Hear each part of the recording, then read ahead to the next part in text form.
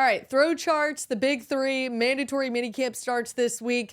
What do you need to be looking for? What do we need to be looking for? We talk about it all in today's show. And the big three, referring to the wide receivers Michael Thomas mentioned. We'll be looking for everything out of practice. Yes. We have all your coverage all the time. And if you still aren't signed up to NewOrleans.Football, check that out right now. 20% off your first payment with the code Father's Day. Treat yourself. Even if you don't got kids, you hit the code, whatever you want to do. And the other thing we're looking for all the time is a PJ's Coffee. And you don't have to look too far because they have locations all over the city. So make sure you go and check them out while you're out and about. Get a coffee, get a pastry, whatever you need to do to get your day started. And if you need legal help with any of the following: car wrecks, offshore injuries, 18-wheeler collisions, Maritime and Jones Act, hurricane and storm claims, you better call Bado at 504-323-7777 or 985-303-7777 for your free consultation and case review. And of course, we are coming to you from the Bado Law Podcast Studio. And get to Ideal Market, home of the freshest produce in the city, always bringing the best quality food products at the best prices, the home of the largest variety of Hispanic and international foods you will find in the state, and a hot deli that surpasses many restaurants in the flavor of their authentic Hispanic dishes. And get yourself a bottle of Hardhide Ponchatoula Strawberry Whiskey if you are of legal drinking age. That is an 86 proof blend of aged wheat bourbon, American light whiskey, and fresh Ponchatoula strawberries blended in New Orleans. It is not for the thin-skinned. Look for it in your favorite stores, bars, and restaurants. And last but not least, make sure you check out Firehouse Subs, Veteran Boulevard location. Great people doing great stuff for the community. All right, let's get into the show.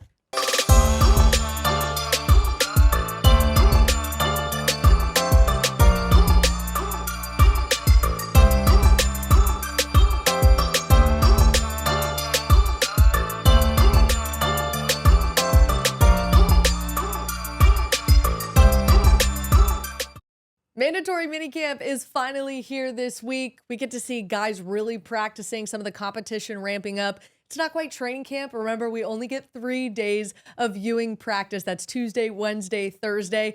We got to see some of these starters back, right? Alvin Kamara, Taysom Hill, Marshawn Lattimore. I know we're looking forward to seeing some of the one-on-ones. Now, do we see it during the media viewing period? We'll see. But do we all expect those starters to be back?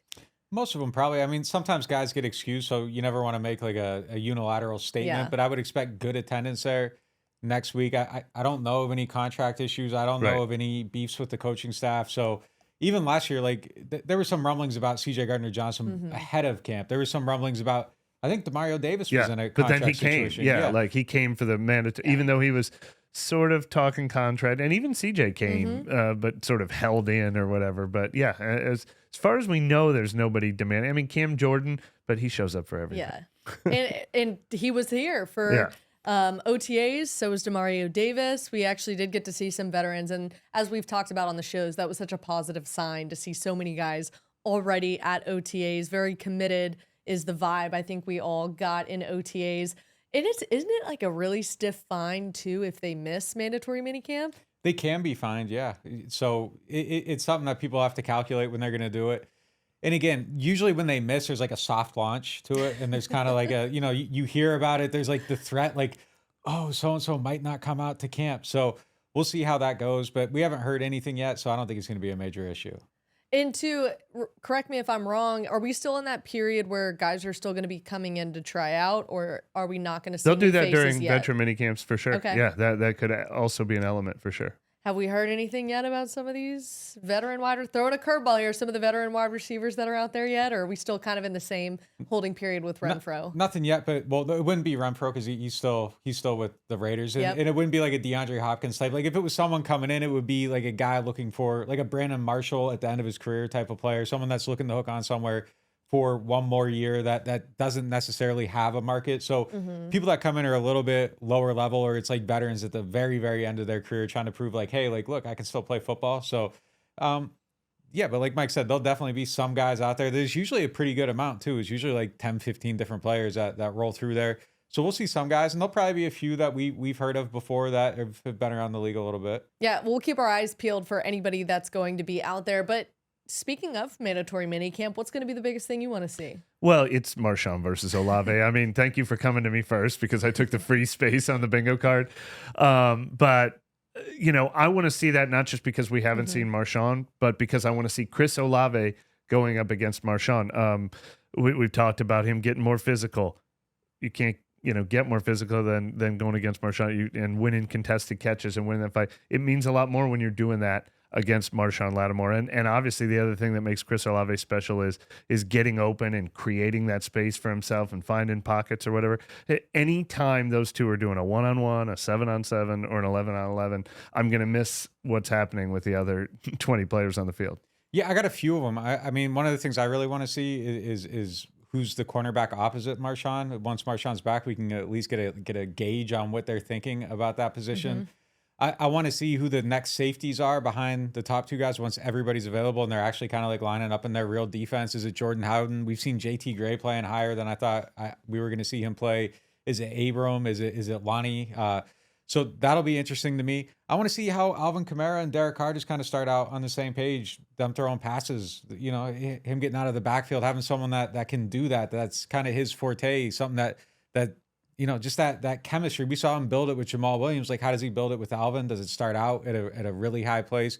So it's just kind of seeing how all these pieces sort of fit together a little bit. And I'm just excited to see it all, really. I mean, it's a little bit more real. It's a little bit harder to like hide matchups. So even just like things like Alante Taylor kind of consistently being against the number one guys on the outside with actual players around him. Like, how does that look? Who's playing in the slot? I mean, there's just like a lot of things where we're going to get not the final piece of information, but just kind of, all right, when they're putting up their depth chart right now and they're giving guys jobs, this is how they see it at the start. And we haven't been able to gauge that yet. So that's always the most interesting to me at these mini camps. Will be interesting where Taysom Hill lines up in an early install. I mean, we know that eventually they'll bring versatility into his game, but is he still a tight end? You know, I mean, DA said he is. Yeah, I mean, is Derek Carr throwing passes to Taysom Hill during minicamp? Is that his main forte? Yeah, that's another one. Yeah, and it's not training camp, so I don't think we're gonna get to see the full picture just yet. But some of the things that I'm gonna be looking for, this defensive line, I still have a lot of questions. Who's lining up where? Yep. How, like, what's the contact going to be? I don't know if it's going to be at 100%. There won't be much. Probably for mandatory minicamp. And then two, the rotation of the wide receivers. Is everybody going to eat? Are we going to see that in mandatory minicamp? We'll see. But that's, I think, going to be one of the biggest questions, too, is how are people rotating in? I also want to see, too, how does Alvin Kamara just interact with Jamaal Williams and with Kendre Miller? All three of those guys are some of the most competitive beings in the NFL right now. Jamaal Williams is more of like the goofy type, but when it comes to that man's job, I don't know. Are we going to roll out there and it's going to be three dudes just lining up, doing their job, eating at practice? Are they going to be chippy, or are they just going to be, hey, let's build chemistry, we all want to win? I don't know, but that to me is going to be one of the biggest things that I want. Look, I think that's like low key one of the best points we've made on this podcast, because you couldn't have people that are more polarizing and more different than Alvin Kamara and Jamaal Williams. They're at absolute opposite ends of the spectrum. If it's a competitive, chippy atmosphere, I could see people getting annoyed with each other in that room really, really quick. So I think that is something that they're different personalities, incredibly different. I think it's something that Joel Thomas is actually going to have to manage, and I think it's going to be important. Like, that is a low key. Good luck, Joel. That's like a low. Bring the heat. And meanwhile, Kendre Miller has shown no indication that he's going to be deferential to the veterans. They have read the comments that say, "I don't play backup." Well, is he going to be back in pads for mandatory minicamp? I guess no. He told me training camp was kind of his target, so I would probably guess training camp. Okay. But yeah, I mean, it's going to be fascinating to me to see. I don't really know that there's a way to gauge this unless we see people making comments or hear people making comments. But I do think this is something that look, if I'm the Saints, like, that's something that I considered before bringing Jamaal in, and I think it's something that you go into it with open eyes saying, we need to manage this, because like these guys like are supremely different from one another. And Alvin's kind of like a guy that kind of seems like he probably thinks a lot of stuff is bullshit. Like, it just kind of has to kind of look at it a certain way. So I think it needs to be like a healthy atmosphere, and I do think you got to keep eyes on it. They could weirdly love each other too, though, because Alvin and Jamaal might be the two guys on the team who are the least likely to spit out the cliche. Like, with Alvin, he's like, I'm being Alvin Kamara in front of you. And with Jamaal, he is definitely being Jamaal Williams. Neither one of them is putting on a front. No. Like, what you see is what you get with both guys. So like an unlikely pairing buddy cop movie. Like, yeah, exactly. The Rock is big, Kevin Hart's small. Guess what? They can actually get along. Like, it could be something like that. But yeah, for sure. I mean, there's a million different ways this could go, and there's a way that it could be not good, and there's a way that it could be great. It's just a matter of how it ends up. But to Brooke's point, I think it is something that's going to be fascinating to see just how they get along. If we were doing an NFL films, mic up the running backs. Yeah. I don't want to hear from anybody else because we kind of know what we're getting with like the other position groups. We're only saying this because this is truly going to be one of the more unique position groups that we've seen in quite some time. We've been talking about Kendre Miller's comments, and I'm coming for that number one. Alvin heard all that.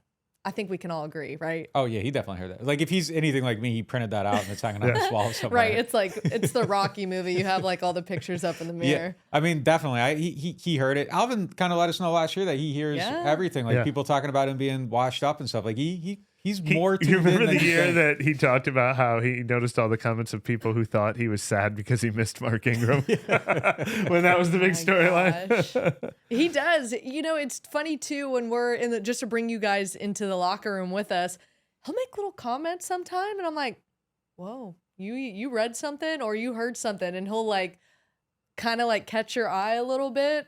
And too, like Alvin, I don't want to say like he's this uber serious guy too. Like he's kind of goofy in his own way. I think he sat up on the there's like that bench area in the locker room where they've got the TVs and all that. Alvin like propped himself up and sat there for one of the interviews. So he definitely has the side of him too that can be like silly and goofy, and like we see him like dancing out of practice. So does the anime goofy and like the Alvin goofy mesh?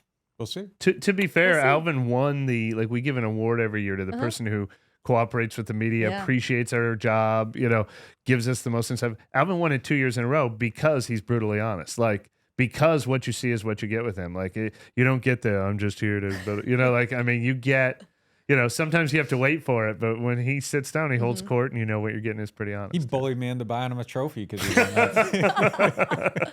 Hey, somebody else who's brutally honest, Michael Thomas. He let this slip out, and we're not going to forget it, Mike. I know he tried to have a little quick sidestep to this comment. He said the big three: Michael Thomas, Chris Olave, Rashid Shaheed. They're all California guys, so I get where that comes from. And then he said, we've got other guys. But look, it's the big three. How do they fit together?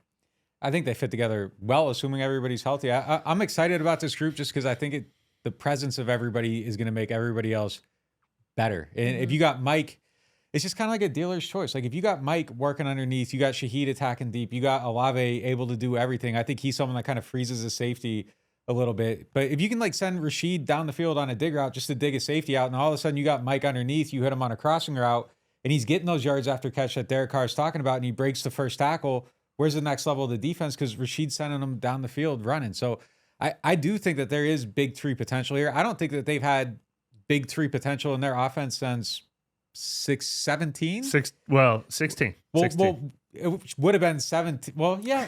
No, closed mouths got fed in 17. The BMW offense, yeah.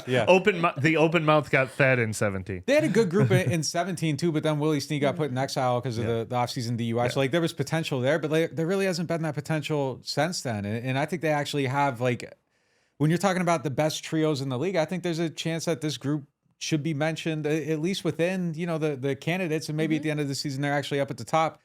And I don't know if people realize that, but if like Mike's actually healthy and Olave takes the next step, like you have a 1-2 punch that's potentially one of the best in the league. And Rashid Shaheed is pretty special in his own right. Yeah, and Rashid has that like sneaky speed. Yeah. Like you might catch him down the field wide open for an 80-yard touchdown pass, and you're like, where did he go? Right. I mean, that's where I think those three, they do the things that they do well differently, which is why I think they'll fit together. Would you agree with that? I couldn't draw up. If you told me what kind of an X do you want, what kind of a Y do you want, what kind of a Z do you want, this is what you want. I mean, this is Michael Thomas is the perfect X. I mean, he'd be my X no matter any time, any team in history when he's healthy. And I'm really interested in see. Nick wrote about this, talked about this. After his conversation with Rashid Shaheed about moving to the slot, because we've said who's going to fill the slot position. I'm curious how much damage he can do there. He can get the ball early and then use his after catch ability. And obviously, Chris Olave, he's a guy who can obviously work the outside. He's got great speed. He's got great downfield ability, but he can also be, sort of an alpha who's coming close to 90, 100 catches in a season too, if you want him in that role. So they all complement each other perfectly. Nick, if you do have all three, who are the other two? I'd probably keep. That's a good question. I know. I think Brian Edwards is someone I keep as a safety net. I don't want to give up on Traquan. I think, and listen, I think the frustration, and not frustration, but the difficulty of answering that, I think the Saints head coaching staff is going to have difficulty answering that, right? A.T. Perry's in there. Man, I don't know. I want A.T. to win a job. I want A.T. to show me that he's on the upside. He's taking a job from somebody. You can't turn away from him. So ideally, I think he's one of the guys that make it. So let's just make this the ideal market. I know, that was easy. Right here. Ideally, you want A.T. Perry to win that job. Go check out Ideal Market too. They got the best hot plates in the city. Plates. Yeah. A.T. Perry is someone that I want to win that job. I have trouble giving up on Traquan. I think they want someone to take that job, but he is good at the dirty work and the things he does. And I know the fans are over it and they want to see someone else that can do a little bit more. But I think he does have value. I think he's going to be a tough guy to beat out. Yeah, look, if Michael Thomas, Chris Olave, and Rashid Shaheed are healthy and on the field, the fourth receiver is the fourth receiver for a reason. Not because you're the fourth best pass catcher, not because you can do what Michael Thomas can do. I think Brian Edwards, to Nick's point, makes the roster, but maybe is a healthy and active type when Mike plays. Or if Brian Edwards is going to beat out Traquan Smith, or if James Washington is going to beat out Traquan Smith, or a young guy is going to, Keith Kirkwood, who's been around for a long time, any one of those guys is going to have to be like the best blocker, the best downfield blocker in the run game. They're going to have to be able to line up in that formation where, it's heavy with two tight ends and a fullback and one guy, and it's, maybe catching the play action pass. That's how guys have won the fourth receiver role a lot. There's a reason Traquan Smith keeps coming back. He does a lot of that stuff well. You have to play special teams. So all those things. And A.T. Perry, I mentioned previously, I see him as sort of a redshirt freshman. I'm going to predict he makes my 53-man roster, but, I could see him being a healthy and active unless he has a real niche on special teams. I think he makes a roster, but actually playing and getting playing time is a little harder for him. The word here was ideally, though, not practically. So I think ideally, ideally you get it out of A.T. Perry and Brian Edwards. Practically, is that actually the thing? I don't know. There's a lot to prove there. I think A.T. Perry's been up and down. I think that he has the potential, but it's got to click. So ideally, I think I want Perry on the team. I want him contributing. I want it to feel like they stole somebody. Does that actually happen? I think there's a long road there. Well, if anybody takes that job from Traquan, they earned it. So they've reached ideal status. Yeah.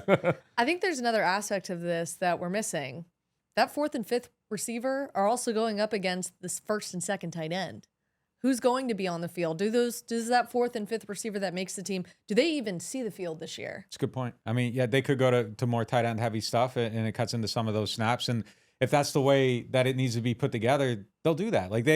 They run their concepts in a lot of different ways. You can run a 3 receiver set with 2 tight ends on the field instead and still get the same picture painted for the quarterback, and everybody ends up in the same places. And that's just how the Saints operate. So you could lean more into that stuff to your point, and then kind of mix in some of the 3 receiver stuff. If your tight ends are the better pass catchers, I don't know that they have that guy. I don't think Foster Moreau's the guy that comes in and is taking receiving snaps from a wide receiver. So it probably will be a receiver heavy offense, but it's definitely something that if Taysom Hill takes the next step, there's ways they could go about it. So for sure, they are competing with everybody. And I would even say they're competing with some of the running backs. If Alvin ends up being your best slot receiver, there's no reason that you can't get him more snaps in the slot, and that takes a receiver off the field. So it is a bigger picture than just the receiver room overall. I want to get into ideal statistics more because I wrote some of these down and they seem fake. These both seem fake to me. Okay. But it's a reminder that this can happen if we're talking ideal scenario. So I looked at the 2016 Saints that Nick mentioned when they had Thomas, Cooks, and Snead, the one year that all 3 of those guys were healthy. Michael Thomas, 92 catches, 1,137 yards, 9 touchdowns. Brandon Cooks, 78 catches, 1,173 yards, 8 touchdowns. Willie Snead, 72 catches, 895 yards, 4 touchdowns. All 3 of those guys, 8, as you said. And even Kobe Fleener caught 50 passes for 631 yards there. Running backs caught 108 passes. And I was like, how is this possible? It was only in 16 games. Oh, Drew Brees threw for 5,200 yards. Can Derek Carr deliver on that? Yeah, 5,200 is a little high. But now I'm going to give you a more realistic and what I think is the ideal, the 2021 Bengals. This is what I think of when I think of you have a perfect X, Y, and Z.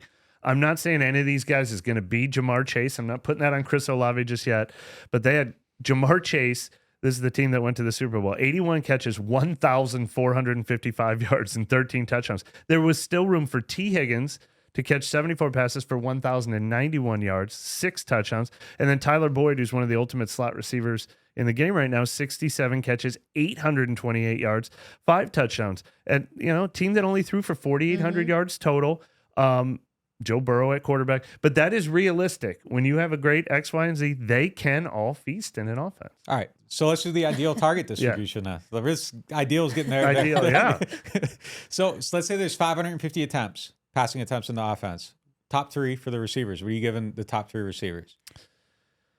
All right. Well, see, I didn't prepare that on my card exactly attempts because I want ideally, I want Alvin Kamara to be a big part of the passing game. We'll get to that. So yards and touchdowns can still be high for these guys, but I want Olave catching 80+ passes. I want Michael Thomas catching 70+, and Rashid Shaheed just has to catch 45 passes for me to get his 800 yards. So let's go 1,100 yards, 1,000 yards, 800 yards from those 3 guys. Alvin Kamara is just such a good pass catching running back. I think you have to have him on that list. Absolutely. But just for the receivers, target wise, 550 attempts, whatever they catch, they catch. But like target wise, I think the distribution probably, I would guess Olave is at the top, 125. Yeah. I think Mike gets around 100. I think Rashid probably gets about 70 targets this year. And then, you got your loose change for the other guys. And then going down the list, tight ends, I would say Juwan probably 65, Foster maybe 30 targets. 30 might end up being high the way they've used that second tight end recently. Yeah, neither Troutman or Hill has gotten there yet. And then just being realistic with what Alvin's going to be this year, I'd say about 60 targets, and that takes you to 450. And then you got 100 miscellaneous. For other guys, maybe Alvin plays more games and that number goes up. Maybe the suspension isn't what we think it's going to be. But, you get Jamaal in there, Taysom in there, Kendre, the other wide receivers, about 100 targets for everybody else. And I think that's so 125 Olave, 100 Mike, 70 Rashid, 65 Juwan, 30 Foster, 60 Kamara. I expect them to be the biggest contributors. And then just kind of there's another 100, just sprinkle them in all over the rest of the offense. Yeah. Why do you think Chris leads that list? Chris Olave. Well, I mean, there's an element of games played. If I'm going to make a bet and you're asking me to like break it down to who's going to get it, I'd probably guess Mike, like 14 games is probably where I'd put it. I think you have to assume he's going to miss a few. And then also, like, I just think the way he attacks the field is going to be something that's just really beneficial for Derek Carr. I think the early work they're getting in together is going to build to some chemistry that's going to pay dividends during the season. Mike's obviously going to get open. And look, I think Mike Thomas, maybe more so than anybody, like, in recent NFL history, is just completely DeAndre Hopkins as well is just quarterback agnostic. Like, it doesn't matter. Like, you put anyone out there and he's going to get open. They're going to get the ball to him. It just hasn't mattered who the starting quarterback is. It's almost had zero effect on his production over the years. So I don't think that's going to affect Mike. And I think Mike's going to get open all the time. I think the way Derek attacks the field is a little bit different. I think that's going to help Olave. Brees obviously attacked the field a different way. Like, I just think that Olave fits really well with this quarterback. I have another historic comp. Derek Carr in his history has not had a lot of 2 number 1 guys, but he did once. He had Amari Cooper and Michael Crabtree at the same time in 2016. Cooper, 83 catches, 1,153. Crabtree, 89 catches, 1,003. He proved he can share. Yeah. Before we get into our Derek Carr breakdown, because I know that's coming, is there a scenario where Foster Moreau can beat out Juwan Johnson for tight end 1? We shared the details of his contract, and the incentives are pretty strong. No. No. Okay. All right. Yeah, Just we weren't fair enough. I don't think we were question. fair enough to Juwan I don't in think that. so either. I mean, he was your MVP. I think for Juwan OTAs. Johnson's going to catch 40+ passes, 600+ yards. I think Juwan Johnson's going to be a big part of this too. He That's looks good out that's there. 65 targets. Yeah, That's 40 catches for sure. It might be higher. He It might looked be good higher. with Derek Carr. Yeah. I think like last year it was hard to see like a quarterback to tight end, quarterback to wide receiver rhythm just because so many injuries and the rotating door of quarterbacks over the last 2 years. But you could kind of see the fit with Derek Carr and Juwan Johnson in OTAs, which is surprising to see given our just very limited window, and we're not seeing them really in full team drills yet. Yeah. No, I don't think he's going to beat him out. Look, I think Juwan's just leaps and bounds ahead of him as a receiving tight end. I think Foster will find snaps if he's healthy. Look, the things with these contracts is a lot of people get stuff put in it, but it doesn't mean they're gonna meet it. Like Taysom Hill has a ton of quarterback incentives if he throws for X amount of yards, and everybody was like, "Oh, that means he's gonna play quarterback." No, his agent is just protecting against the possibility if he ever plays quarterback, he isn't on a contract for a tight end. He's gonna get paid commensurate to other quarterbacks. So that's just it's good agenting. If he blows up, there's good upside for him. The incentives aren't insane. I don't know. You reported it. You can look them up. Like as I'm blabbing here, so you can kind of walk people through them. I don't remember what they were, but they didn't seem outrageous. They're achievable numbers if he does hit in this offense and kind of really go. Derek Carr, has chemistry with him, so there's a possibility that he has a good season. They went out and got him for a reason because he fits this quarterback. But I think Juwan has a chance to be special. Yeah, I think he has special ability, special talent. It's just the continuation of the maturation of his game, I think is going to be important. So I have it pulled up here. He will get a $250,000 bump in 2024 if he does A, B, C, and D in 2023. You guys can look that up. The possible max though is $1.25 million. So the one thing he could possibly do, speaking of his chemistry with Derek Carr, is in the red zone. They have the percentage of catches in his career from Derek Carr that were touchdowns is like astronomical. Yeah. All right, let's get down to the breakdown. Carr, Brees, Winston. How do those three attack a field? It's interesting because, and I'm going to let Nick dive deeper into this because I know he's done a lot of studying on it. But what's so interesting is if you talk about the Sean Payton offense or you talk about the Pete Carmichael offense, what are you talking about? It's taken so many different forms. They proved they could do it when Drew Brees was throwing for 5,200 yards in his prime. They proved they could do it when Drew Brees couldn't get the ball downfield. Then they take on Jameis Winston, knowing he's going to be a radically different type of quarterback. And then they switch to Andy Dalton, who was closer to sort of late career Brees in the way he worked the field.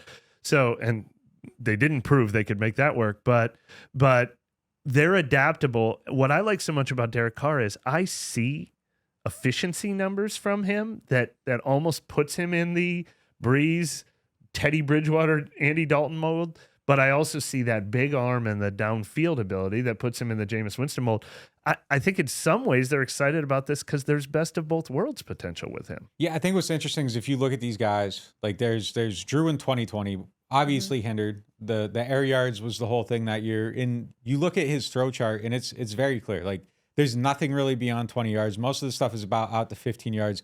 Everything's to the right side hash. Like he was no longer able to like really throw the ball to the left side hash. And there's kind of like a little L like around this like pocket, like on the left side that's filled in on the right. But like just turning and getting and throwing across his body to that side of the field was just something that he wasn't doing anymore. And then you look at Jameis's throw chart and you see where Sean Payton was controlling him. Like you go back to his Tampa ones, they don't look the same way. The way Sean was controlling him, there's like a lane straight up the middle of the field. Like in the way they do these like throw charts, there's like two hashes that are close in the middle. Like you can literally go straight up this lane and there's nothing there. And then there's a triangle in the middle of the field, the Mike Thomas Bermuda triangle where he takes DBs to like disappear them. Like that's just wide open. And on Drew's, like it's, that's where he was attacking the field. Then you go look at Derek's throw chart and it's kind of like, if you took them and you overlaid Brees and Winston, and again, this is a Raiders offense, but it's kind of arm ability, what you're targeting, what you're able to do. You lay them over and it's like kind of like you got everything. And then the interesting thing though about Derek is if you look to the left and the right, he's actually like the left side of his field is more filled in. Like he's hitting that outside spot and it's a harder throw to make too. So I think that just going into the big three topic, you have these guys that can attack the field every which way. You're filling up the whole entire field. You have a quarterback that can throw the ball everywhere. I think there's a lot of ways to make it a lot more dynamic. I think you can do everything. And as I said before, like I think you can take elements of the 14, 15, 16 was kind of the breaking point.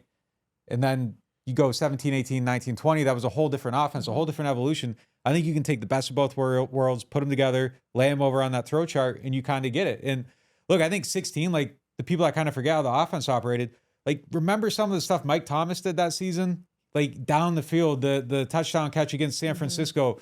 He was still playing, maybe his best highlight ever. Yeah. He was playing down the field. And by then though, like you go look at like Drew, like the out route beyond a certain point, like there's just literal things like that you could see. It's just, okay, this evaporated. And then they were like, all right, we aren't doing these things anymore. New offense. It was a major difference. And I think you can get back to all that stuff. It was interesting even with Mike last year. he wasn't really doing anything over the middle. And again, that's not what they were doing with Jameis, but he was attacking down the field to the outside. I think that there's more that Mike can do. And I've been saying this for years, and he was just hurt and you never really got to it. But I think Mike can do more than just kind of the stuff that made him the greatest receiver of all time. But you can add to that and have him attack the field differently. I think we're going to see just a way more dynamic offense. I'm excited to just see the attempts. Like I want to see a different style of offense. I don't want it to feel limited. I think there's probably going to be ways that it's limited because Derek Carr is not a top 5 quarterback, and Drew Brees was, even when his arm was falling off. But I think that we're just going to see like an ability to do a whole lot more, and I think it's going to look a lot different. And we might not have to wait till the regular season to see that. We actually had a chance to talk to Derek Carr. He was asked very early. This was after OTAs. Derek Carr was asked, what do you think about playing in preseason games? And to be honest with you, it seemed like he was a little shocked. If they want me to play, I'm not against playing. Anytime I have the opportunity to put that jersey on, and it's a blessing to walk out on that field. So if they need me to play, I'll play. You only play 30 plays, I'll play 30 plays. You only play a whole half, I may question. No, I'm just kidding. But I'll play. It's like I'm never going to, feel like I don't need it. If you need me to play, I think the coaches will probably want to see me, throw a couple in their jersey, So we'll see. We haven't even talked about it, if I'm honest, but if I play, awesome. If not, we'll make sure we're ready to go on week 1. So will we see Derek Carr outside of the regular season, maybe playing in the preseason? He said he's up for it if he needs to, but it doesn't sound like he is going to have to, given they have 2 joint practices. Yeah, that's I think the key, because I will confess I had not thought ahead to the will you play in the preseason question yet. But I was pretty surprised at how kind of blunt Derek Carr was about saying he didn't want to play in the preseason. And I think the Saints will care about his opinion on that. They won't just tell him what he has to do. We'll probably see him make a cameo. I mean, everybody needs to get used to lining up together. I think it'll be a real small cameo, and I think the Saints agree with his philosophy on joint practices and the fact that they have 2 of them this year. If everybody agrees that that's their best preseason work and they doubled up on it this year, I don't expect to see a lot of him in the preseason. If you put your money on it, does he play? Yeah, I think he will. Okay. I think at least a series. They're going to get him. I think you have to get him out there for a series. New team, new stadium, new everything. Just get a feel for it one series. That's historically kind of what they did. Look, I think the joint games are probably no. Like I would guess no on those, and then the one that they don't, I would guess we see something just so that he gets a feel for being in an actual huddle, actually hearing Pete Carmichael talk to him in the huddle. I think it's important you do that in a real-ish setting. Maybe even a whole quarter. Yeah, maybe so. Our cameras will be out there for the preseason games. That's a ways away, but our cameras will also be out at Saints tomorrow. We will get to cover the first mandatory mini camp. We can't wait to bring you guys in for that Wednesday episode. Make sure you tune in, and thanks for joining us. We'll see you next time.